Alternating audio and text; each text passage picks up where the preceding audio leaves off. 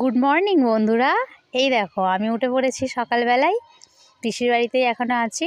সকাল সকাল চা টোস্ট খেয়ে নিলাম, একটু খেয়ে নিয়ে এবারে লেগে পড়বো রান্নার কাজে। তার আগে দেখো আমার বোনি আমাকে কি সুন্দর কিউট কিউট ফুল এনে দিয়েছে।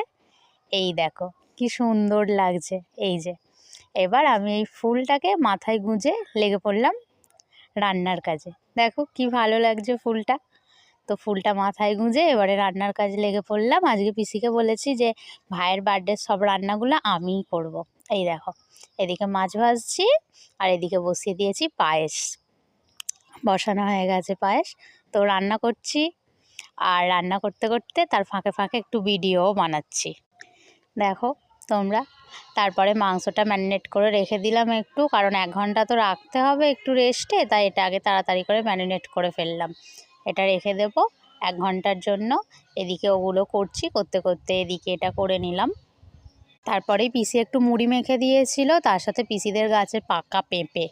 এই দেখো এখানে চিকেন কষা বানিয়েছি। এই যে চিকেন লাল লাল খুব সুন্দর হয়েছে চিকেনটা। তারপর এই যে রাইসের সরঞ্জাম সব রেডি করছি, পাট করে দিচ্ছি রাইসটা এক এক করে। এসব করলাম, তো মোটামুটি আমার রান্না সব ফিনিশ। রান্না করতে করতে আজকে হাঁপিয়ে গেছি। সবাই মিলে করেছি, হাতে হাতে একটু হেল্প করে দিয়েছে। এই দেখো বার্থডে বয় সাজিয়ে গুজিয়ে খেতে দিয়ে দিয়েছি। তো এই পর্যন্তই, তোমাদের সাথে দেখা হবে নেক্সট মিনি ব্লগে।